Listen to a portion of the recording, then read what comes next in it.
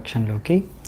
So మనం ఈరోజు శ్రీమద్ భాగవతం 5వ స్కందం 19వ అధ్యాయం 16వ నంబర్ శ్లోకం నుంచి 31వ నంబర్ శ్లోకం వరకు చర్చించుకోవడానికి ప్రయత్నిద్దామంట. సో ముందుగా మంగళాచరణ చేసుకొని స్టార్ట్ చేద్దాం. ఓం అజ్ఞానతిమిరాంధస్య జ్ఞానాంజనాశలాకయా చక్షోరున్మిళితం యేన తస్మై శ్రీగురవే నమః. శ్రీచైతన్యమనోభీష్టం స్థాపితం యేన భూతలే స్వయం రూపః కదా మహ్యం దదాతి స్వపదాంతికం. వందేహం శ్రీగురూన్ శ్రీయుతాపదకమలం శ్రీగురూన్ వైష్ణవాంశ్చ. శ్రీరూపం సాగ్రజాతం సహగణరఘునాథాన్వితాం తం సజీవం సాద్వైతం సావధూతం పరిజనసహితం కృష్ణచైతన్యదేవం శ్రీరాధాకృష్ణపాదాన్ సహగణలలితా శ్రీవిశాఖాన్వితాంశ్చ. నమో ఓం విష్ణుపాదాయ కృష్ణప్రేష్టాయ భూతలే శ్రీమతే భక్తివేదాంత స్వామినితే నామినే. నమస్తే సారస్వతే దేవే గౌరవాణి ప్రచారిణే నిర్విశేష శూన్యవాది పాశ్చాత్యదేశతారిణే. నమో మహావదన్యాయ కృష్ణప్రేమప్రదాయతే కృష్ణాయ కృష్ణచైతన్య నామినే గౌరత్విషే నమః. హే కృష్ణ కరుణా సింధు దీనబంధు జగత్పతే గోపేశ గోపికా కాంత రాధాకాంత నమోస్తుతే. తప్తకాంచన గౌరాంగీ రాధే బృందావనేశ్వరీ వృషభానుసుతే దేవీ ప్రణమామి హరిప్రియే. నీలాచలనివాసాయ నిత్యాయ పరమాత్మనే బలభద్రసుభద్రాభ్యాం జగన్నాథాయ తే నమః. వాంఛాకల్పతరుభ్యశ్చ కృపాసింధుభ్య ఏవ చ పతితానాం పావనేభ్యో వైష్ణవేభ్యో నమో నమః. జయ శ్రీకృష్ణ చైతన్య ప్రభు నిత్యానంద శ్రీ అద్వైత గదాధర శ్రీవాసాది గౌరభక్తవృంద. హరే కృష్ణ కృష్ణ కృష్ణ హరే హరే హరే రామ రామ రామ హరే హరే. హరే కృష్ణ. సో మనం ఇప్పుడు భారతవర్ష గురించి చర్చించుకుంటాము. సో ఈ భారతవర్ష గురించి ఇప్పుడు ఇక్కడ వర్ణన ఉందన్నమాట 16వ శ్లోకం నుంచి. సో ఇక్కడ ఏం చెప్తున్నారంటే, ఈ భారతవర్ష ఎలాగైతే ఇలావృత వర్ష ఉందో అలాగే ఇలావృత వర్షలాగా ఇక్కడ కూడా భారతవర్షలో కూడా ఎన్నో పర్వతాలు ఇంకా నదులు ఉన్నాయంట. వాటి పేర్లు ఇచ్చారు ఇక్కడ. కొన్ని పర్వతాల పేర్లను ఇక్కడ ఇచ్చారు. మలయ, మంగళప్రస్థ, మైనాక, త్రికూట, రిషభ, కూటక, కొల్లక, సహ్య, దేవగిరి, ఋష్యముఖ, శ్రీశైల, వెంకట, మహేంద్ర, వారిధార, వింధ్య, శుక్తిమాన్, రిక్షగిరి, పారియాత్ర, ద్రోణ, చిత్రకూట, గోవర్ధన, రైవతక, కకుభ, నీల, గోకముఖ, ఇంద్రకీల, కామగిరి. ఇవి కాకుండా ఇలా ఇంకా ఎన్నో పర్వతాలు, పెద్ద నదులు, చిన్న నదులు ఈ పర్వతాల నుంచి ప్రవహిస్తూ ఉంటాయి అని చెప్పారు. సో ఇక్కడ ముఖ్యంగా 2 మహానదులు ఉన్నాయంట. వాటి పేర్లు ఇక్కడ ఇచ్చారు, బ్రహ్మపుత్ర ఇంకా శోణ. తర్వాత ఇంకా చాలా మహానదులు ఉన్నాయి, వాటి పేర్లు కూడా ఇక్కడ ఇచ్చారు. ముఖ్యమైనవి చంద్రవస, తామ్రపార్ణి, అవతోడ, కృతమాల, వైహాయసి, కావేరి, వేణి, పాయస్విని, శర్కరావర్త, తుంగభద్ర, కృష్ణవేణి, భీమారతి, గోదావరి, నిర్వింధ్య, పయోషిని, తాపి, రేవ, సురస, నర్మద, చర్మన్వతి, మహానది, వేదస్మృతి, ఋష్యకుల, త్రిసామ, కౌశికి, మందాకిని, యమున, సరస్వతి, దృషద్వతి, గోమతి, సరయు, రోదస్వతి, సప్తవతి, సుషోమ, శతద్రు, చంద్రభాగ, మరుద్విద, వితస్త, అసిక్ని మరియు విశ్వ.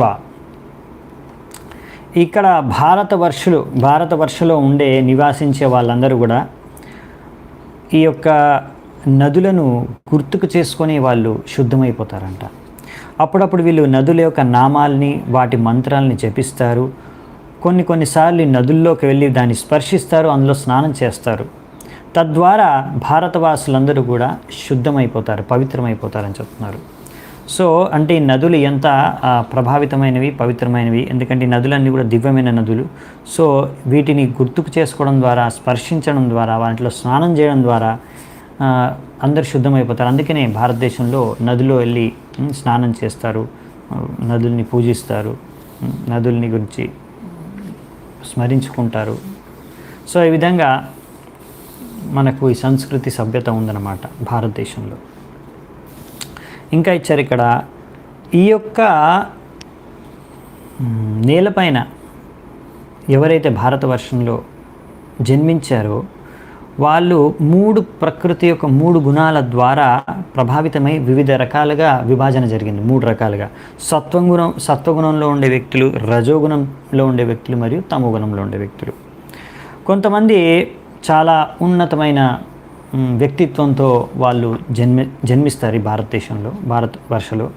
అలాగే కొంతమంది సాధారణ మనుషుల్లా జన్మిస్తారు. కొంతమంది చాలా నీచమైన జన్మ కూడా వాళ్ళకి ఈ భారతవర్షలో దక్కుతుంది. సో ఎందుకంటే ఇక్కడ భారతవర్షలో ఏంటంటే ఎవరికి జన్మ దక్కుతుందంటే వారి యొక్క పూర్వ కర్మానుసారంగా వాళ్ళు చేసుకున్న కర్మల అనుసారంగా దాని ఫలితంగా దానికి తగ్గ జన్మ ఈ యొక్క భారతవర్షలో వాళ్ళకి ఈసారి దక్కుతుందన్నమాట. అందుకనే ఒకవేళ ఆ వ్యక్తికి ఒక మంచి ఆధ్యాత్మిక గురువు యొక్క శరణాగతి లభించి, తద్వారా ఆ యొక్క గురువు యొక్క అధ్యక్షత మంచి శిక్షణ లభించి, తద్వారా అలాంటి వారు భగవంతుడు యొక్క విష్ణు యొక్క సేవలో నియుక్తమైపోతే, అప్పుడు అంటే వారి యొక్క వర్ణాశ్రమ ధర్మం ప్రకారం బ్రాహ్మణ, క్షత్రియ, వైశ్య, శూద్ర మరియు బ్రహ్మచారి, గృహస్థ, వానప్రస్థ, సన్యాస ప్రకారం వాళ్ళు అలా భగవంతుడికి సేవ చేసుకుంటే గురువు యొక్క అధ్యక్షతలో, అప్పుడు వాళ్ళ జీవితం ధన్యమైపోతుంది. సో ఈ విషయాన్ని ఇక్కడ చెప్పారనమాట. ఇలా వర్ణాశ్రమం యొక్క ఉద్దేశ్యం అదే అనమాట. వర్ణాశ్రమాచరవత పురుషేణ పరఃపుమాన్ విష్ణురారాధ్యతే పంత నాణ్యతోష కారణం. ఇలా భగవంతుడిని సంతుష్టిపరిచే విధి విధానం ఇది వర్ణాశ్రమ ధర్మాన్ని పాటించడం అని మనకు విష్ణు పురాణంలో పరాశరముని చెప్పారు. సో ఇప్పుడు మన కృష్ణ భావనామృతం, మన ఉద్యమం ఏదైతే ఉందో, మన ఇస్కాన్ మూమెంట్, ఈ కృష్ణ భావనామృతం ఉద్యమం ఏదైతే ఉందో, ఈ యొక్క ఉద్యమం ఏం చేస్తుందంటే మొత్తం విశ్వమంతా కూడా ఈ యొక్క వర్ణాశ్రమ ధర్మాన్ని పునర్స్థాపిస్తుంది. తద్వారా మనుషుల్ని ఇంకా నరకంలో పోకుండా బతికిస్తుంది. సో లేకపోతే జనాలు ఇప్పుడు ఏమాత్రం వేదిక సభ్యత, సంస్కృతి, వర్ణాశ్రమ ధర్మము, మానవ ధర్మం ఏమాత్రము వాళ్ళు పాటించకుండా పశువుల్లా జీవిస్తున్నారు కనుక నెక్స్ట్ వాళ్ళు నరకంలోకి వెళ్తారు. ఇలాంటి పాపకార్యాలు చేసినందు కారణంగా ఇలాంటి జీవితాలు, పాపాలతో నిండిన జీవితాలు జీవించడం కారణంగా వాళ్ళు నెక్స్ట్ లైఫ్లో నరకానికైనా వెళ్తారు, లేకపోతే నరకం వంటి యాతన ఈ యొక్క భూమి మీద వాళ్ళకి లభిస్తుంది. అలాంటి శరీరాలు అటువంటి జన్మ లభిస్తుంది. నరకయాతన ఇక్కడే చూస్తారనమాట. సో ఆ విధంగా వాళ్ళు అలాంటి మళ్ళీ నరకానికి వెళ్ళకుండా ఉండడానికి ఈ యొక్క ఇస్కాన్ మూమెంట్, శ్రీ కృష్ణ చైతన్య భావనామృతం, ఈ ఉద్యమం అందరినీ ఇలా నరకానికి పోకుండా వాళ్ళని కాపాడుతుందన్నమాట, రక్షిస్తుంది. సో మీరు అర్థం చేసుకోవచ్చు ఇస్కాన్ ఎంత గొప్ప మేలు మొత్తం మానవ సమాజానికి, మొత్తం సమాజానికి, మొత్తం పృథ్వీకి, భారతవర్షంలో ఉన్న ప్రతి ఒక్కరికి చేస్తుందో. సో అందుకనే మీరు నిజంగా అసలు ఎవరికైనా సేవ చేయాలనుకుంటే, మానవ సేవ చేయాలనుకుంటే మీరు ఇస్కాన్లో సేవ చేస్తే మీరు మొత్తం మనిషి జాతికి అందరికీ సేవ చేసినట్టే, అన్ని జీవరాశులకి సేవ చేసినట్టే. భగవంతుడికి సేవ చేస్తే అలా అన్ని జీవరాశులకి సేవ అయిపోతుంది. ఎందుకంటే ఇలా ఒకరికి వారి యొక్క ధర్మాన్ని తెలియచేయడం అది ముఖ్యమైన సేవ అన్నమాట, ముఖ్యమైన కర్తవ్యం, ముఖ్యమైన బాధ్యత.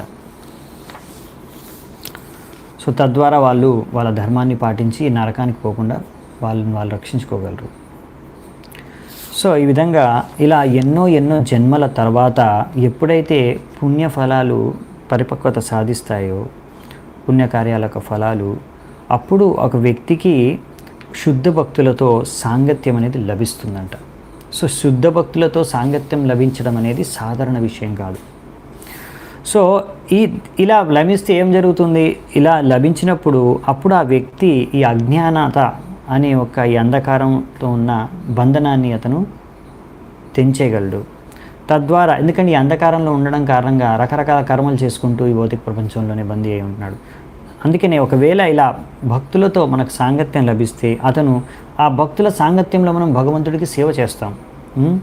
అవునా? ఈ భగవంతుడు సంపూర్ణమైన ఆధ్యాత్మిక స్థలంలో ఉంటారు.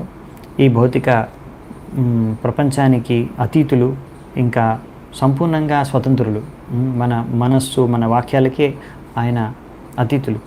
సో ఆ భగవంతుడికి భక్తి చేసుకొని, తద్వారా వాసుదేవుడికి భక్తి చేసుకోవడం ద్వారా మనం అసలైన ముక్తి మార్గానికి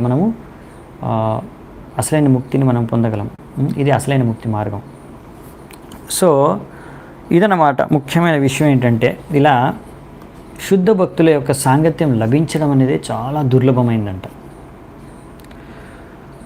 సో ఈ విషయాన్ని మనం అర్థం చేసుకోవడానికి ప్రయత్నించాలన్నమాట. సో ఎందుకంటే ఎంతోమంది ఉన్నారు భారతదేశంలో, లేకపోతే ఈ ప్రపంచంలో ఎంతోమంది మనుషులు ఉన్నారు. ఎంతమంది కృష్ణ భావనామృతంలో ఉన్నారు, ఎంతమంది భక్తి చేసుకుంటున్నారు? చాలా తక్కువ మంది. ఒకవేళ మీరు భక్తి మార్గంలోకి ఈరోజు వచ్చారు, మీకు ఒక ప్రామాణికమైన ఆధ్యాత్మిక గురువు నుంచి ఆయన శరణంలోకి వచ్చారు అంటే ఇది మీరు ఎన్నో జన్మల్లో ఎన్నో పుణ్యాలు చేసుకున్న ఫలితం. సో మీరు అందుకనే ఇటువంటి సదవకాశాన్ని మీరు దుర్వినియోగం చేసుకోకూడదు, లేకపోతే దీన్ని నిర్లక్ష్యం చేయకూడదు. దీని యొక్క విలువను మనం అర్థం చేసుకోవాలి. మనం దీన్ని చులకనగా చూసుకోకూడదు. భక్తి ఎందుకంటే ఒక్కొక్కసారి ఏదైనా మనకి చాలా ఈజీగా దొరికిపోతే, ఫ్రీగా దొరికిపోతే, ఏం కష్టపడకుండా అది వచ్చేస్తే మనం దాని యొక్క విలువను అర్థం చేసుకోము. అది బంగారము వజ్రమైనా సరే, అది బాగా కష్టపడేసి తర్వాత మనం ఏదైనా సాధించామనుకోండి, దాని విలువ బాగా అర్థం చేసుకొని దాన్ని జాగ్రత్తగా కాపాడుకుంటాం. కానీ ఇక్కడ చైతన్య మహాప్రభు కృప వల్ల, ప్రభుపాదుల వారి కృప వల్ల చాలామందికి ఈ భక్తి అనేది చాలా ఈజీగా లభించేసింది. శుద్ధ భక్తుల యొక్క సాంగత్యం ఈ పుస్తకాల రూపాల్లో మనకు ప్రభుపాదుల ద్వారా ఇస్తున్నారు ఆయన యొక్క సాంగత్యాన్ని. సో మనకి చాలా ఈజీగా శుద్ధ భక్తుల యొక్క సాంగత్యం లభిస్తుంది. సో దీన్ని మనము ఒకవేళ విలువను అర్థం చేసుకోలేకపోతే సో మనకన్నా దుర్భాగ్యవంతులు ఇంకొకరు ఉండరు అన్నమాట. సో ఈ యొక్క భక్తుల సాంగత్యం యొక్క ఫలితం ఏంటంటే మనం భగవంతుడికి సేవ చేసుకొని ఈ భౌతిక జగత్తు నుంచి ముక్తి పొందగలం. ఏతదేవ హి దేవ గాయంతి.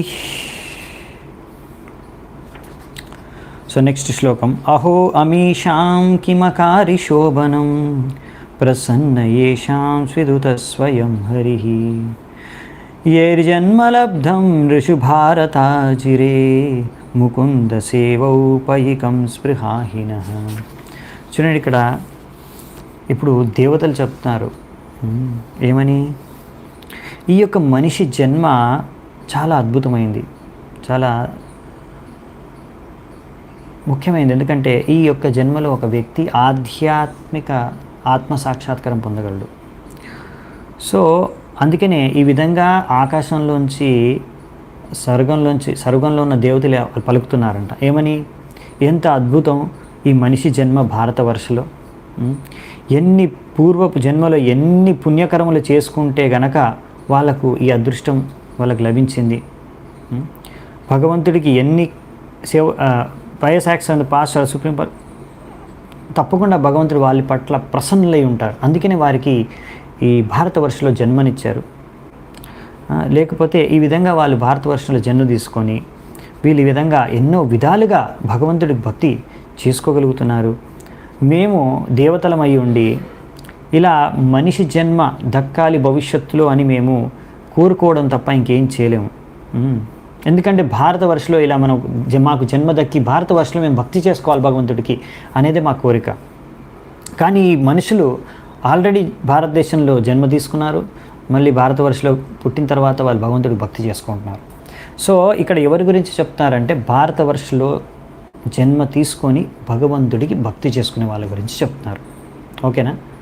సో దేవతలు ఏమనుకుంటారంటే, ఎందుకంటే మనకి ఇంకా చెప్తారు దేవతలు, వాళ్ళే చెప్తారు నెక్స్ట్ ఎందుకు అనే విషయాన్ని.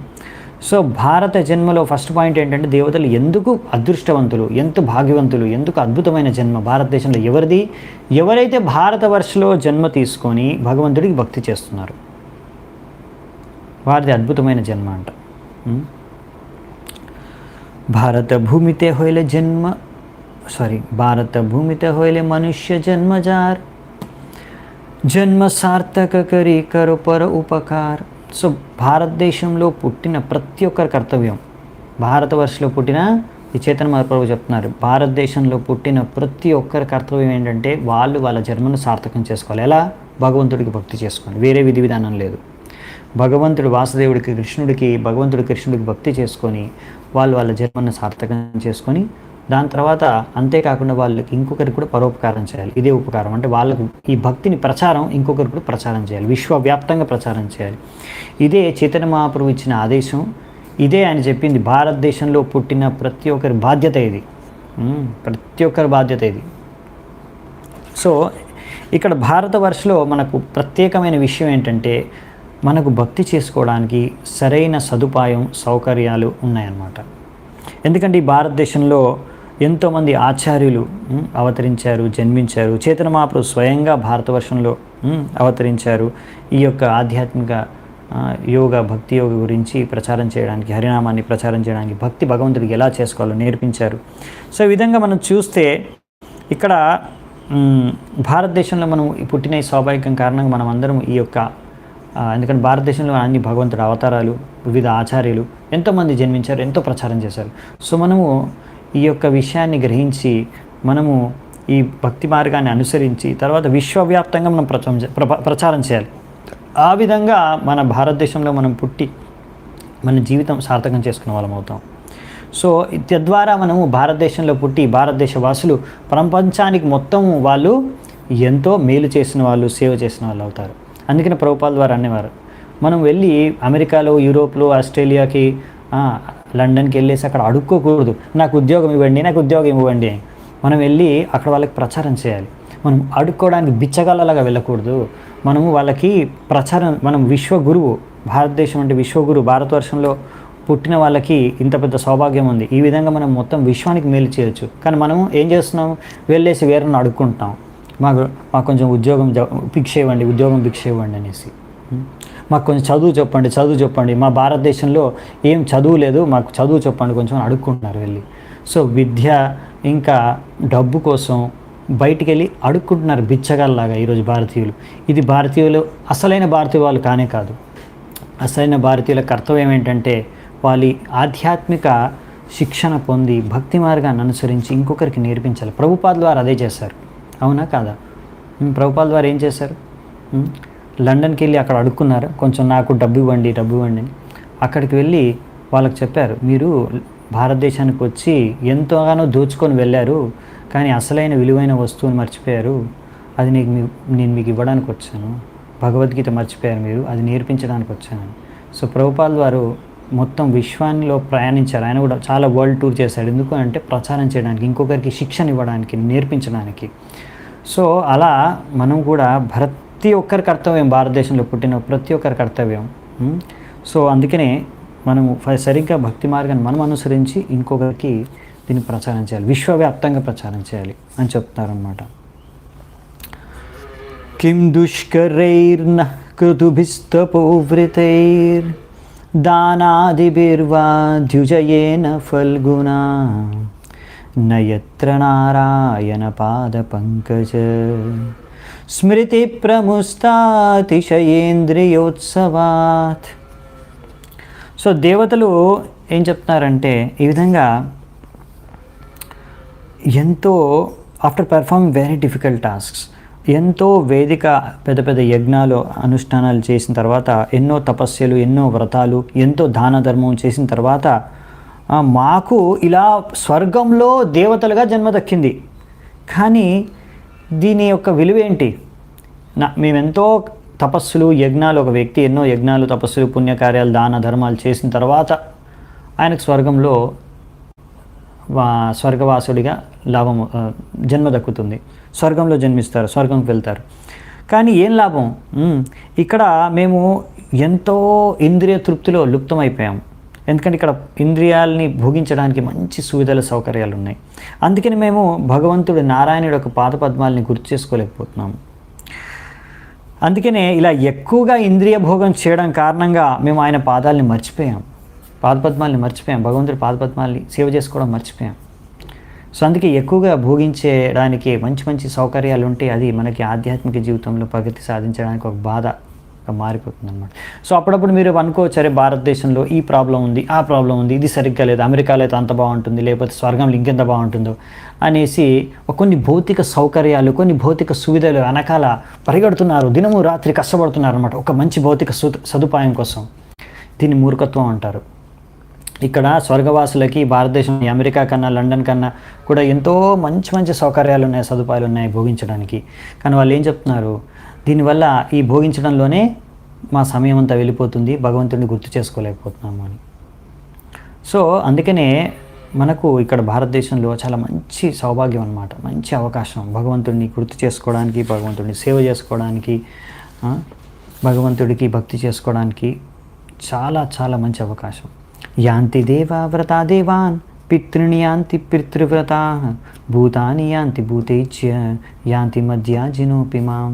సో మనకి భారతదేశంలో మీరు ఎలా కార్యాలు చేసుకుంటే అలా మీకు నెక్స్ట్ జన్మని లభిస్తుంది. మీరు భగవంతుడిని పూజించుకుంటే భగవద్ధామానికి వెళ్ళిపోతారు, భౌతిక జగత్తు నుంచి ముక్తి లభిస్తుంది.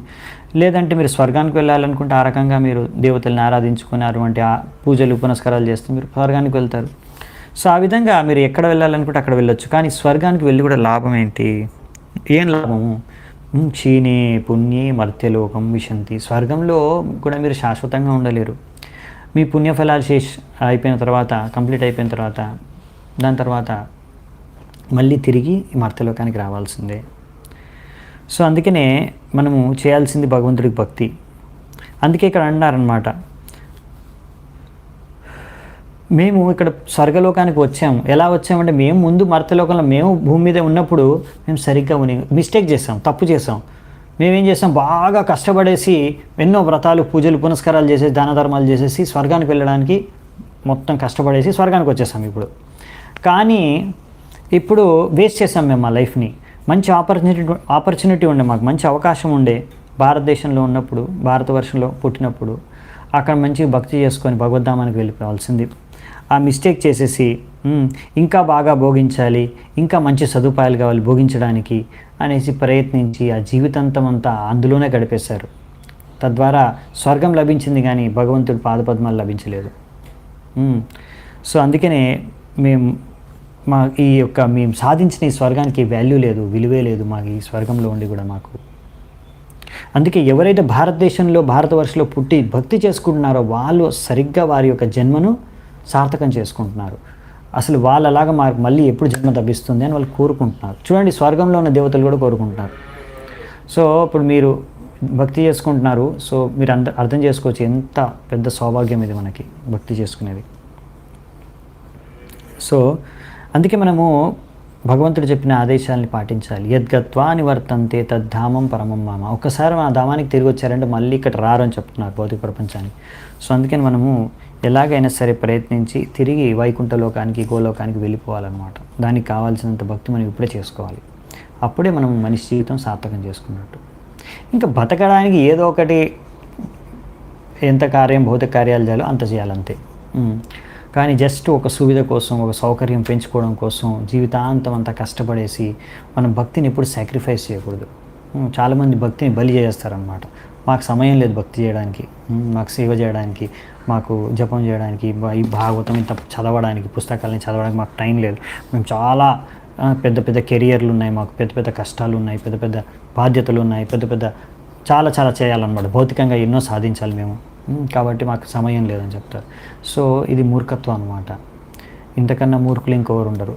మనిషి జన్మ దక్కి, అది భారతవర్షంలో జన్మించిన అవకాశం దక్కి భక్తి చేసుకోకపోతే ఇంక మనం జీవితం వ్యర్థం చేస్తున్నట్టే. కల్పాయుషాం స్థానజయాత్ పునర్భవాత్ శనాయుషాం భారత భూజయోవరం క్షణేన మర్త్యేన కృతం మనస్వినః సన్యస్య సంయాంతి అభయం పదం హరేః. ఇక్కడ భారతవర్షలో ఆయువు చాలా తక్కువ మనకి, మనం స్వర్గంతో కానీ బ్రహ్మలోకంతో కంపేర్ చేసుకుంటే. సో భారతవర్షంలో ఎంత తక్కువ ఆయువు ఉన్నా ఇది మేలు. బ్రహ్మలోకంలో జన్మించడం కన్నా, అక్కడ బ్రహ్మలోకంలో జన్మించి కోట్లాది సంవత్సరాల ఆయువు దక్కడం కన్నా కూడా ఈ భారతదేశంలో అల్పాయుషు ఉన్న జన్మ దక్కడం మేలు. ఎందుకంటే తద్వారా ఆ వ్యక్తి ఒకవేళ బ్రహ్మలోకంలో జన్మించిన ఆ బ్రహ్మలోకాన్ని నుంచి కూడా మళ్ళీ అతను తిరిగి రావాల్సింది. ఆ బ్రహ్మ భువనాల్లోక పునరావర్తినో అర్జున. సో మళ్ళీ తిరిగి రావాల్సిందే ఈ యొక్క మర్త్యలోకానికి. అందుకనే ఎన్నో కోట్లాది సంవత్సరాల తర్వాత ఏం లాభం. అందుకనే మనం భారతవర్షంలో ఇది మనకన్నా కింది లోకమైనా సరే, అక్కడ తక్కువ ఆయువు ఉన్నా సరే, అక్కడ అవకాశం ఏంటంటే ఒక వ్యక్తి అంత తక్కువ సమయంలోనే సంపూర్ణంగా కృష్ణ భావనామృతంలోకి వచ్చేసి సంపూర్ణంగా కృష్ణ భక్తి చేసుకొని ఆయన జీవితం ఒక పరమ సిద్ధిని లబ్ధి పొందవచ్చు ఇంత తక్కువ సమయంలో, భగవంతుడికి పాదపద్మాలకి శరణాగతుడై. సో ఈ విధంగా అతను వైకుంఠలోక ప్రాప్తి చాలా తక్కువ సమయంలో పొందవచ్చు. అదే ఇంకా ఎందుకంటే వైకుంఠ ప్రాప్తిలో అక్కడ జన్మ మృత్యు జరా వ్యాధి దుఃఖాలు ఏం లేవు అక్కడ. సో అలా ఒక మంచి అవకాశం అన్నమాట. సో మనం అనుకోకూడదు అరే మనకి ఇంత తక్కువ ఆయువు ఉంది, ఇంకా ఎక్కువ రోజులు బతికితే బాగుంటుంది, ఇంకా 100 సంవత్సరాలు ఎందుకు ఆయువు, స్వర్గంలో వాళ్ళు 10,000 సంవత్సరాలు బతుకుతారంట, సో నాకు 10,000 సంవత్సరాలు బతికి ఆయువు ఉంటే ఎలా బాగుండేది, అలా అనుకోకూడదు. మనకేంటంటే తక్కువ ఆయువు ఉంది, చాలా మంచిది, తొందరగా ఫినిష్ చేసుకొని ఎంత తక్కువ టైం ఉందో అంత ఫాస్ట్గా అంత ఫుల్గా ఇన్వాల్వ్ అయిపోవాలి. ఎక్కువ టైం ఉంటే కొంచెం రిలాక్స్ అయిపోతారు, ఎక్కువ ఫెసిలిటీస్ ఉంటే రిలాక్స్ అయిపోతారు జనాలు. సో మనకేంటంటే ఇక్కడ ఫెసిలిటీస్ తక్కువ భోగించడానికి, తర్వాత దాని ప్రకారంగా మనకి ఆయువు కూడా లేదు ఎక్కువ రోజులు. సో అందుకని ఉన్న కాలంలో, అందుకని ప్రహ్లాద్ మహారాజ్ చెప్తారు కదా, చాలా తక్కువ సమయం ఉంది మనకి, సగం సమయం నిద్రపోవడానికి సరిపోతుంది, మిగతా సమయం అంతా ఆడుకోవడానికి, పని చేయడానికి, కష్టపడడానికి, పసితనంలో అర్థం కాక, ముసలితనంలో చేతగాక ఎంతో సమయం వెళ్ళిపోతుంది. మిగిలినది ఒక 20-30 సంవత్సరాలు కూడా లేవు సరిగ్గా మన తెలివి, మన శక్తి సామర్థ్యం, మన శరీరం సరిగ్గా ఉండేది. ఆ సమయాన్ని భక్తి కోసం, భక్తి చేసుకోవడం కోసం వినియోగించకపోతే ఇంకా మనిషి జీవితమే వ్యర్థం. చాలామంది అనుకుంటారు తర్వాత ఎప్పుడో ముసలితనం వచ్చిన తర్వాత చచ్చే ముందు భగవంతుడు భక్తి చేసుకుందామని. సో అది సరైనది కాదన్నమాట. ఆల్రెడీ మనకు ఆయువు చాలా తక్కువ, ఎప్పుడు చచ్చిపోతామో ఎవరికి తెలియదు. సో అందుకనే ఎప్పుడు మనము ప్రిపేర్డ్గా ఉండాలన్నమాట. రిస్క్ తీసుకోలేము, తర్వాత అనే రిస్క్ తీసుకోలేము, చాలా పెద్ద రిస్క్ అది. ఇప్పుడే ఈ క్షణం నుంచే భక్తి చేసుకోవాలి. సో అలా భగవంతుడికి మనం సంపూర్ణంగా శరణాగతం అయితే మీరు ఏం కంగారు పడాల్సిన అవసరం లేదు, మీరు ఏమీ భయపడాల్సిన అవసరం లేదు, మీ పాపాలన్నీ కూడా తొలగిపోతాయి. అహం త్వాం సర్వ పాపేభ్య మోక్షయిష్యామి మా శుచః. భగవంతుడు మోక్షాన్ని ఇచ్చేస్తాడు. అందుకనే ఇలా భగవంతుడు కృష్ణుడి యొక్క ఆదేశాలను అనుసరించి మనం భగవంతుడికి భక్తి చేసుకొని, మన ప్రభుపాల ద్వారా అదే రాశారు, మన్మనాభవ మద్భక్తో మధ్యాజిమాం నమస్కురు. అలా భక్తి చేసుకుంటే ఒకసారి శరీరాన్ని వదిలేస్తే మంచి కృష్ణ భావనామృతంలో త్యక్వా దేహం పునర్జన్మ నైతి మామేతి సువర్జన. మళ్ళీ ఈ యొక్క పృథ్వీలో మనకు జన్మ అనేది లభించదు, ఈ యొక్క భౌతిక జగత్తులోకి రావాల్సిన అవసరం లేదు. సో నెక్స్ట్ వచ్చేసి శ్లోకము, నయత్ర వైకుంఠకథా సుధాపగా న సాధవో భాగవతాస్తదాశ్రయా నయత్ర యజ్ఞేశమఖా మహోత్సవా సురేశలోకోపి న వైస సేవ్యతాం. సో ఇక్కడ ఏం చెప్తున్నారంటే, ఒక తెలివైన వ్యక్తి, బుద్ధిమంతుడు, ఆయన ఎప్పుడు కూడా does not take interest in a place even in the top most planetary system. ఒక బుద్ధిమంతుడు తెలివైన వ్యక్తి ఏంటంటే, అది ఎంత పెద్ద లోకంలో, పై లోకాల్లో మీకు జన్మ లభించినా ఒకవేళ అక్కడ భగవంతుడి యొక్క గుణకీర్తన నామ మహిమల యొక్క చర్చ ప్రవహించట్లేదంటే గంగలాగా, సో అలాంటప్పుడు అలాంటి జన్మ అతనికి అవసరం లేదు, అతనికి ఆసక్తి లేదు అటువంటి జన్మలో. ఒకవేళ అక్కడ భక్తులు లేకపోతే, భగవంతుడికి భక్తి చేసుకునే అవకాశం లేకపోతే, అక్కడ సంకీర్తన యజ్ఞ భగవంతుడికి ఉత్సవాలు జరగకపోతే, అక్కడ భగవంతుడి సంతుష్టి కోసం ఇలాంటి కార్యాలు జరగకపోతే, అటువంటి ఎంత పెద్ద లోకంలో అయినా సరే, ఎంత పై లోకాల్లో అయినా జన్మ అతనికి ఆసక్తి లేదు. సో ముఖ్యంగా ఈ కలియుగంలో సంకీర్తన యజ్ఞ. సో ఇక్కడ మనకి ఒక మంచి అద్భుతమైన తాత్పర్యం ఇచ్చారు ప్రభుపాదుల వారు. ఇది ఇంకా వచ్చే శ్లోకంలో చూద్దామంట. శ్రీ చైతన్య మహాప్రభు ఈ భారతవర్షంలో ముఖ్యంగా ఈ బెంగాల్లో అవతరించారు. ఈ బెంగాల్లో నదియా డిస్ట్రిక్ట్లో, ఇప్పుడు మేము ఉండేది నదియా డిస్ట్రిక్ట్లోనే. సో ఈ నదియా డిస్ట్రిక్ట్లో కూడా నవద్వీప్లో చైతన్య మహాప్రభులు అవతరించారు. సో అందుకని భక్తి వినోద్ ఠాకూర్ అంటున్నారు, మొత్తం విశ్వంలో పృథివీ, మన భూమి అనేది అన్నిటికన్నా ముఖ్యమైన బెస్ట్ మంచి గ్రహం. ఇంకా ఈ భూమి మీద కూడా భారతవర్ష అన్నిటికన్నా మంచి స్థలం. ఆ భారతవర్షలో బెంగాల్ చాలా బెటర్. ఆ బెంగాల్లో నదియా ఇంకా మంచిది. ఆ నదియాలో నవద్వీపు, ఎందుకంటే ఈ నవద్వీప్లోనే చైతన్య మహాప్రభు అవతరించారు. ఇక్కడే హరే కృష్ణ మహామంత్రాన్ని ఆయన ప్రచారం చేశారు. హరినామ సంకీర్తన ఉద్యమాన్ని ఆరంభించారు. సో ఈ యొక్క యజ్ఞాన్ని, హరినామ సంకీర్తనం లేకపోతే సంకీర్తన యజ్ఞ, ఈ యజ్ఞాన్ని ఆరంభించింది ఇక్కడి నుంచే. ఆయన గురించి ముందే శాస్త్రాల్లో చెప్పారు. ఏమని? కృష్ణవర్ణం త్విషాకృష్ణం సంగోపాంగాస్త్ర పార్షదం యజ్ఞై సంకీర్తన ప్రాయేర్ యజంతి సుమేధసః. సో భగవంతుడు ఇలా చైతన్య మహాప్రభు రూపంలో వస్తారు. ఆయన కృష్ణుడి వర్ణంలో ఉండరు, ఆయన వేరే వర్ణంలో ఉంటారు, నల్లగా ఉండరు. సో గౌరవర్ణంలో ఉంటారు. మరియు ఆయన పార్షదులందరితో కలిసి వస్తారు. వచ్చేసి ఏం చేస్తారు? యజ్ఞై సంకీర్తన ప్రాయేర్, ఈ యొక్క సంకీర్తన యజ్ఞలో పాల్గొంటారు. ఈ సంకీర్తన యజ్ఞ చేస్తారు. సంకీర్తన యజ్ఞ చేసి అందులో ఎవరు పాల్గొంటారంట? యజంతి సుమేధసః, ఎవరైతే తెలివైన వాళ్ళు ఉన్నారో, బుద్ధివంతులు ఉన్నారో వాళ్ళందరి సంకీర్తన యజ్ఞలో పాల్గొంటారంట.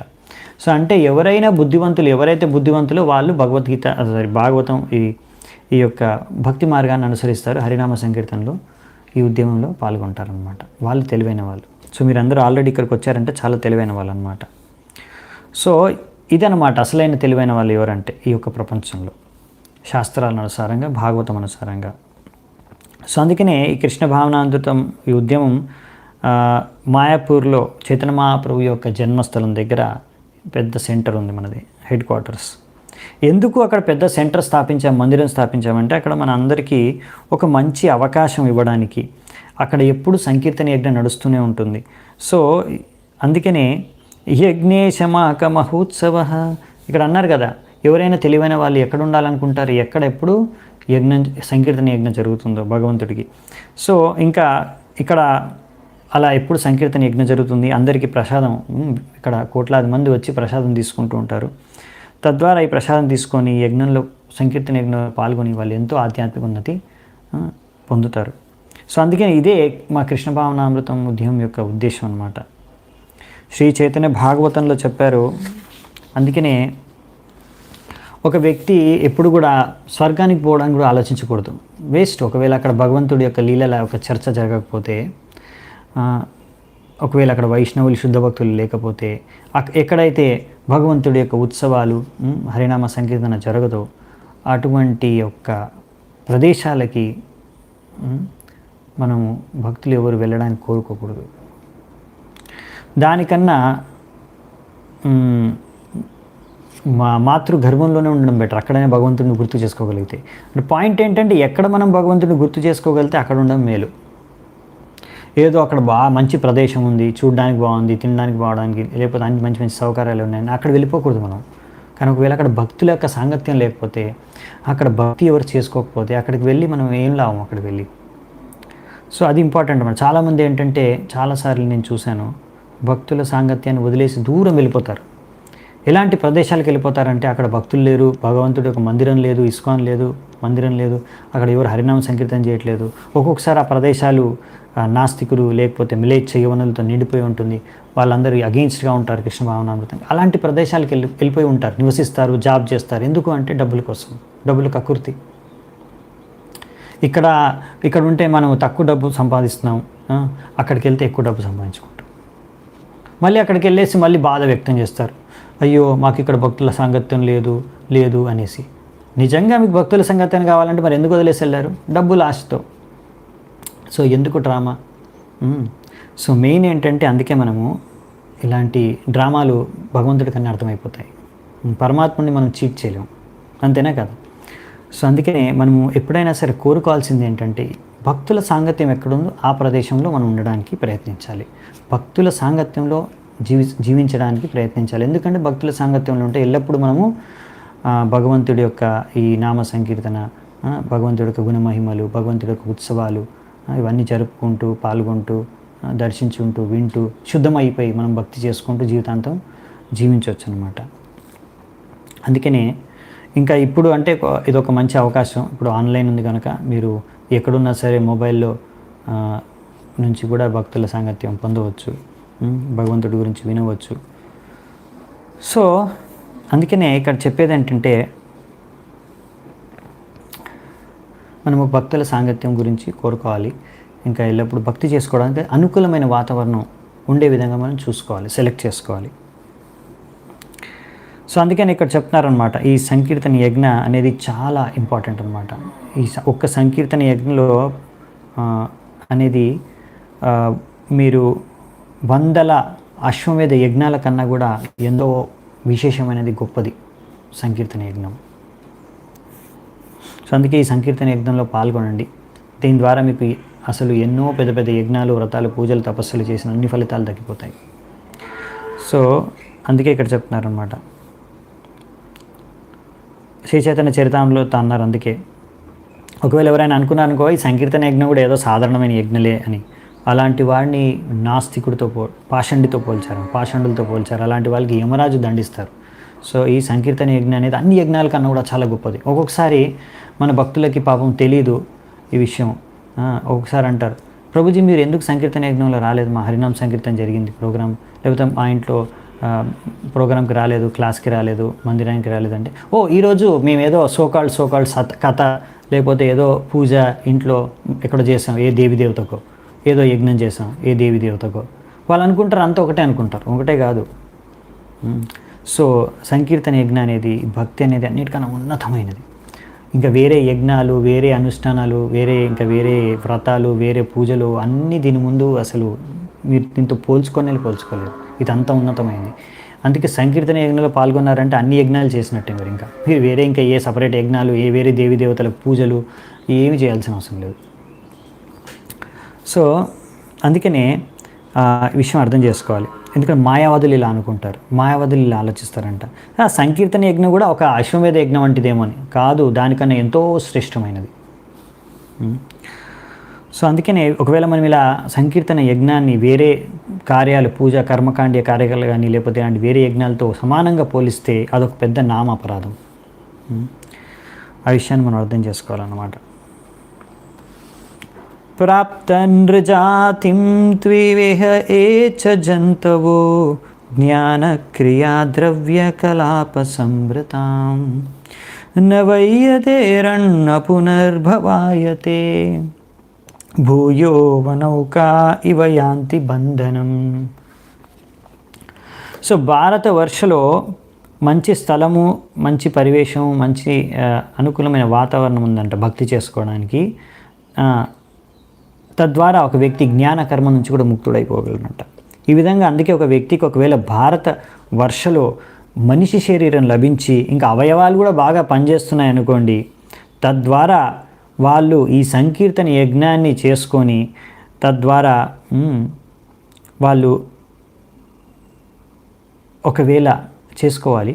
అలా కాకుండా ఒకవేళ ఇంత మంచి అవకాశం లభించింది భక్తి చేసుకోవడానికి, అంటే మీకు ఆల్రెడీ మనిషి జన్మ లభించింది, మీ కాళ్ళు చేతులు అన్నీ బాగానే పనిచేస్తున్నాయి, దాని తర్వాత కూడా ఒకవేళ మీరు భక్తి చేసుకోకపోతే ఈ శ్లోకంలో ఏమంటున్నారంటే వాళ్ళని, ఈ certainly like liberated forest animals and birds.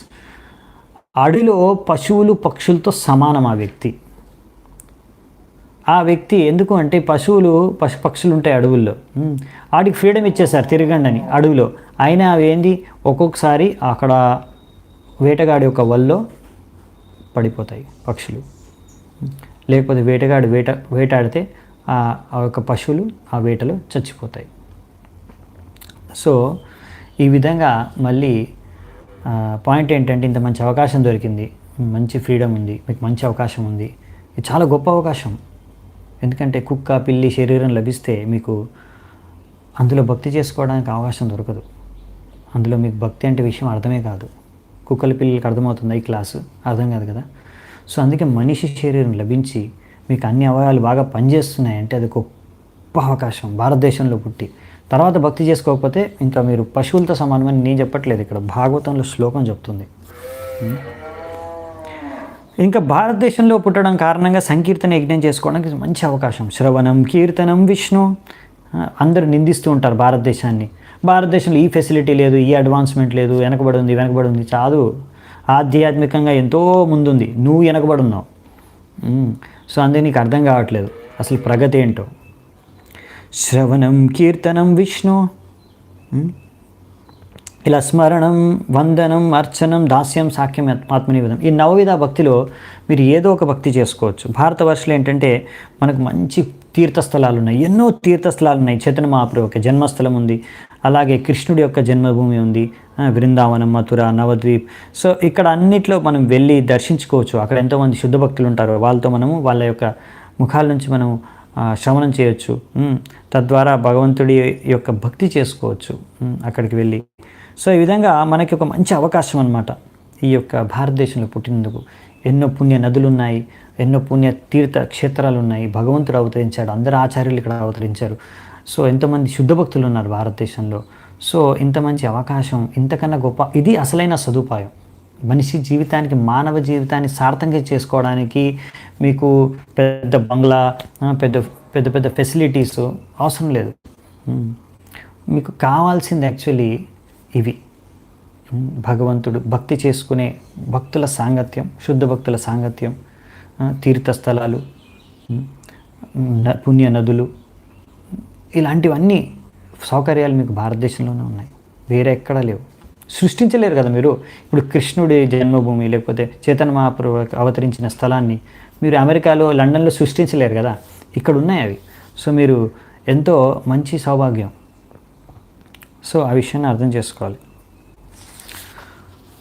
So అందుకనే చాలా ఇంపార్టెంట్ అన్నమాట ఈ విషయం మనం అర్థం చేసుకోవడం. ఎక్కడ పుట్టాము, ఎంత ముఖ్యమైన స్థలంలో మనం పుట్టాము, ఎంత సౌభాగ్యం మనకి. అయినా మనము దీన్ని దుర్వినియోగం చేసుకుంటే ఈ అవకాశాన్ని, మనకన్నా వీళ్ళు ఇంకెవరు ఉండరు అన్నమాట. ఈ స్వర్గవాసులు ఇలా బాధపడుతున్నారు, ఆలోచిస్తున్నారు మన గురించి. మనం అర్థం చేసుకోలేకపోతున్నాం మనం ఎంత మంచి పొజిషన్లో ఉన్నామో. అలా ఒక్కొక్కసారి అనుకుంటారు కూడా. ఒక నా మిత్రుడు ఒకరు అమెరికాలో ఉండి నన్ను పిలిచాడు అనమాట. నువ్వు ఒకసారి అమెరికా రా అంటే, ఎందుకు అన్నాను. ఎందుకసి ఇక్కడికి వచ్చి తిరగొచ్చు, నీకు తిప్పుతాను ఇక్కడ. నేను అక్కడ తిరగడానికి ఏముంది, నువ్వు ఇక్కడ రా భారతదేశానికి, నేను తిప్పుతాను, ఇక్కడ ఎన్నో పుణ్యతీర్థ స్థలాలు ఉన్నాయి అని చెప్పాను. సో జనాలు అనుకుంటారు తిరగడానికి అమెరికాకి వెళ్ళాలని. తిరగాలంటే ఇక్కడ తీర్థస్థలాలు తిరగాలి, అంతేగాని ఏముంది ఎక్కడ వెళ్ళినా అక్కడ. ఇంకా ఇక్కడికన్నా ఇంకా బాగా ఇంద్రియ తృప్తి చేసుకోవడానికి సాధన సౌకర్యాలు ఉన్నాయి, అది చూసుకోవడానికి వెళ్ళడానికి, అవి దానికోసం వెళ్తాము. సో మనిషి జీవితం దానికోసం కాదు. ప్రచారం చేయడానికి ఎక్కడైనా వెళ్ళొచ్చు, శిల ప్రభుపాద ద్వారా లాగా. సో మనం ప్రచారం చేయడానికి వెళ్ళాలి, లేకపోతే మనం భక్తిలో ఇంకా ముందుకెళ్ళడానికి మనము తీర్థస్థలాలకు వెళ్ళాలి. యై శ్రద్ధయా బర్హిషి భాగశోహవిర్ నిరుక్తమిష్టం విధి మంత్రవస్తుతః ఏకః ప్రతన్నామభిరాహుతో ముడా ఘృణాతి పూర్ణస్వయమాశిషాం ప్రభు. భారతవర్ష ఇక్కడ ఎంతోమంది దేవతల్ని కూడా పూజిస్తారు. వీళ్ళందరూ కూడా భగవంతుడి యొక్క సేవకులే. ఇంద్రుడు, చంద్రుడు, సూర్య, వీళ్ళందరినీ వివిధ రకాలుగా పూజిస్తూ ఉంటారు. తద్వారా దేవతలకి కూడా వాళ్ళు అర్పిస్తూ ఉంటారు. ఈ భగవంతుడిలో వీళ్ళు కూడా విశ్వరూపంలో ఒక భాగమే అని. సో తద్వారా భగవంతుడు అలాంటి వారి యొక్క, మనం ఏది ఆఫర్ చేసినా, దేవతలకు ఆఫర్ చేసినా అల్టిమేట్గా అది భగవంతుడికే. మనకు దేవతలు ఏం ప్రసాదించినా అంత భగవంతుడి నుంచి కృపే. సో తద్వారా భగవంతుడు వాళ్ళ యొక్క ఆఫరింగ్స్ని స్వీకరించి వాళ్ళని మెల్లిమెల్లిగా భక్తి పదంలో మెల్లిగా ఒక్కొక్క స్టెప్ పైకి తీసుకొస్తారు, వాళ్ళ యొక్క కోరికల్ని తీరుస్తూ. ఎందుకంటే భగవంతుడు సంపూర్ణం కాబట్టి ఈయన అలా పూజించే వాళ్ళకి ఆయన యొక్క అంగాలని అంటే దేవతల్ని పూజించే వాళ్ళకి కూడా కావాల్సిన కోరికలు తీర్చేస్తారు. సో ఈ విధంగా భగవంతుడు భక్తుల యొక్క ఒకవేళ భక్తులు కూడా ఆయన దగ్గరికి వచ్చి ఇలా భౌతిక కోరికలు కోరుకుంటే ఆ భౌతిక కోరికలు కూడా పూర్తి చేస్తారు. కానీ ఎలా పూర్తి చేస్తారంటే ఆ భౌతిక కోరికని ఆ భక్తుడు మళ్ళీ ఇంకా ఎక్కువగా భౌతిక కోరికలు కోరుకోకుండా ఉండే విధంగా. సో అందుకనే భగవంతుడు ఆ విధంగా భక్తులకి తన యొక్క పాదపద్మాల దగ్గర శరణిస్తాడు, ఆశ్రయం ఇస్తారు. ఒకవేళ ఆ భక్తుడు ఆ కోరుకోకున్నా సరే ఆ ఆశ్రయం ద్వారా అన్ని కోరికలు తీరిపోతాయి. ఇది భగవంతుడి యొక్క గొప్ప కృప. సో దీన్ని అర్థం చేసుకోవాలి మనం. మనకి భాగవతంలో అందుకే చెప్పారు, కామ సర్వకామోవా మోక్షకామా ఉదాహరది తీవ్రేణ భక్తి యోగేన యజేత పురుషం పరం. సో మీకు ఏం భౌతిక కోరికలు ఉన్నా లేకపోయినా, మోక్షం కావాలనుకుంటున్నారా, ఏం కావాలనుకున్నా, ఏం కోరికలు లేకున్నా మీరు భగవంతుడిని ఆరాధించండి దేనికోసమైనా. ఎందుకంటే భగవంతుడిని మనం ఆరాధించినప్పుడు ఏమవుతుందంటే కృష్ణుడు ఎంత కృపాలు, ఎంత దయాలు అంటే ఆయన మనం ఏదో భౌతిక కోరికతో పాటు భౌతిక కోరికతో కూడా ఆయన్ని పూజించినా కానీ కృష్ణుడు ఏం చేస్తారంటే మనకు ఒకవేళ భౌతిక కోరికతో మనం భగవంతుడిని పూజిస్తే అలాంటి వాళ్ళని సకామ భక్త అంటారు. ఏ కోరికలు లేకుండా మనం భగవంతుడిని పూజిస్తే వాళ్ళని అకామ భక్త అంటారు. సో మీరు సకామ భక్త అయినా ఒకవేళ భౌతిక కోరికలతో కూడా మీరు కృష్ణుడిని పూజించిన భగవంతుడు ఏంటంటే మిమ్మల్ని అకామ భక్తిగా మార్చేస్తారు. ఎగ్జాంపుల్ ఏంటంటే ధ్రువ మహారాజ్ ఏం కోరుకున్నాడు, నాకు మా యొక్క తాత కన్నా కూడా పెద్ద సామ్రాజ్యం కావాలి, పెద్ద రాజ్యం కావాలి అని వెళ్ళి తపస్సు చేశాడు విష్ణువుకి. తర్వాత ఆ తపస్సు విష్ణువుకి భక్తి చేసుకునే మార్గంలో ఎంత శుద్ధమైపోయాడంటే ఆ భౌతిక కోరిక వెళ్ళిపోయింది దాని దగ్గర నుంచి. భగవంతుడు విష్ణువు ప్రత్యక్షమైన తర్వాత దాని తర్వాత ఆయన అడిగాడు, ఓకే నీకేం వరం కావాలంటే ఏమన్నాడు, స్వామిన్ కృతార్థోస్మి వరం నయాచే. ఓ స్వామి, నేను సంపూర్ణంగా సంతుష్టి చెందాను, నాకు ఇంకా ఏ వరము అవసరం లేదు అని. అయినా అని భగవంతుడు లేదు నువ్వు ముందు ఆ కోరికతో వచ్చావు నా దగ్గర కాబట్టి తీసుకో అని ఇచ్చేశాడు. ఇంకా ధ్రువ మహారాజ్కి ఇంకా అది ఏం అవసరం లేదు, ఆయనకి ఇది కూడా అవసరం లేదు. సో చెప్పేది ఏంటంటే అలా భగవంతుడు ఆయన కోరిక కూడా తీర్చేశాడు. మళ్ళీ ధ్రువ మహారాజ్ ఇంకే భౌతిక కోరికలు కూడా లేవు అని శుద్ధ భక్తుడిగా మారిపోయాడు, అకామ భక్తుడిగా మారిపోయాడు. సో ఈ విధంగా ఎలాగంటే ఇంకో ఉదాహరణ ఇస్తున్నారు ప్రభుపాల్ వారు. ఒక్కొక్కసారి చిన్నపిల్లలు మట్టి తింటూ ఉంటారు. సో అప్పుడు పెద్దవాళ్ళు ఏం చేస్తారు, వాళ్ళకి ఓహో వీడు మట్టి తింటున్నాడని ఆ మట్టి వదిలేనన్న నువ్వు స్వీట్ తీసుకొని స్వీట్ ఇస్తారు, స్వీట్ తిన్నాను. సో మట్టి వదిలేసి స్వీట్ తింటాడు అనమాట. సో ఈ విధంగా అన్నమాట. సో ఇలా మట్టి తినే పిల్లల్ని ఇక్కడ ఎలాంటి భక్తులు అంటే భౌతిక కోరికలతో భగవంతుడి దగ్గరికి వచ్చే కోరికలతో వచ్చే భక్తులు అనమాట. నేను మట్టి తినాలనుకుంటున్నా అంటే మట్టి వదిలేసి నీకు మంచి స్వీట్ ఇస్తానని భగవంతుడు వారికి ఇంకా దానికన్నా మంచి రుచికరమైనది ఇస్తారన్నమాట. సో భక్తిలో ఆ విధంగా రుచి పొందిన తర్వాత వాళ్ళ భౌతిక కోరికలు అన్నీ కూడా మర్చిపోతారు. చైతన్య చరితామృతిలో ఈ విషయం కూడా చెప్పారనమాట. అందుకనే దీన్ని బాగా ఎక్స్ప్లెయిన్ చేశారనమాట ఈ విషయాన్ని. సో అందుకనే భగవంతుడు చూస్తాడనమాట, ఇంత ఈ వ్యక్తి నా దగ్గరకు వచ్చాడు ఏదో భౌతిక కోరికతోని, కానీ నేను ఆయనకు దీనికన్నా విలువైన సంపదను, ఆనందాన్ని ఇవ్వగలను అనేసి ఆ వ్యక్తిలో ఉన్న అటువంటి కోరికలను తీసేసి ఆయనకి శుద్ధ భక్తిని, ప్రేమనిస్తారు భగవంతుడు. సో అందుకని ఏదైనా సరే మీరు భగవంతుడిని పూజించండి, కృష్ణునే పూజించండి, మీకు ఒకవేళ కోరికలు ఉన్నా లేకపోయినా. యద్యత్ర న స్వర్గసుఖావశేషితం స్విష్టస్య సూక్తస్య కృతస్య శోభనం తేనా జనాభే స్మృతిమజ్జన్మన స్యాత్ వర్షే హరిర్యద్భజతాం శంతనోతి. ఇప్పుడు మేము ఇక్కడ స్వర్గలోకంలో నివసిస్తున్నాము, స్వర్గవాసులు చెప్తున్నారు దేవతలు. తప్పకుండానే మేము ఇక్కడ జీవిస్తున్నాము, ఎందుకంటే మేము ఎన్నో పుణ్యకార్యాలు చేశాము, యజ్ఞాలు చేశాము, వేదాలు చదివాము, అందుకే దాని ఫలితంగా ఈరోజు మాకు స్వర్గంలో జన్మ లభించింది. కానీ ఇక్కడ కూడా ఒకరోజు మా జన్మ, మా యొక్క ఈ యొక్క జీవితం పూర్తయిపోతుంది. అందుకనే మేము కోరుకునేది ఏంటంటే మా ఇక్కడ స్వర్గంలో కాలం చెల్లిపోయినప్పుడు ఆ సమయంలో చెల్లిపోయే కన్నా ముందు ఒకవేళ మాకు కొంచెమన్నా ఏమైనా పుణ్యం మిగిలి ఉంటే మా కోరిక ఏంటంటే మళ్ళీ భారతవర్షంలో మనిషి జన్మగా ఎత్తి ఆ మనిషి జన్మలో భగవంతుడు ఒక పాద పద్మాలని నేను స్మరించుకోగలిగితే అదే మా యొక్క కోరిక. ఎందుకు అంటే భగవంతుడు స్వయంగా భారతవర్షలో ఆయన అవతరించి అక్కడ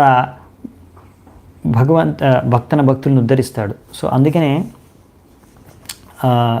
ఇటువంటి సౌభాగ్యం అక్కడున్న భారతవాసులకి కలుగుతుంది. భగవంతుడి స్వయంగా అక్కడ అవతరిస్తారు, వాళ్ళకి కృప చూపిస్తారు. అందుకే మాకు ఏమైనా కొంచెం మిగిలింటే పుణ్యం తిరిగి ఆ పుణ్యం ద్వారా భారత భూమిలో జన్మ లభిస్తే అదే మా కోరిక.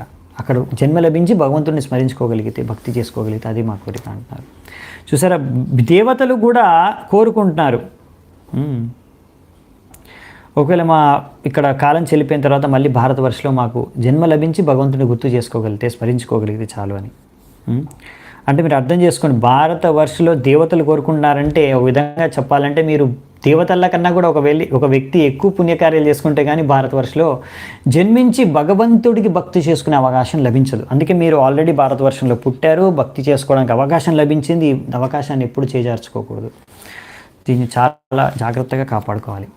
చాలా జాగ్రత్తగా భక్తి చేసుకొని భక్తిని చాలా జాగ్రత్తగా కాపాడుకోవాలి. అందుకనే ఈ కృష్ణ భావనామృతం ఉద్యమం కూడా ఉంది.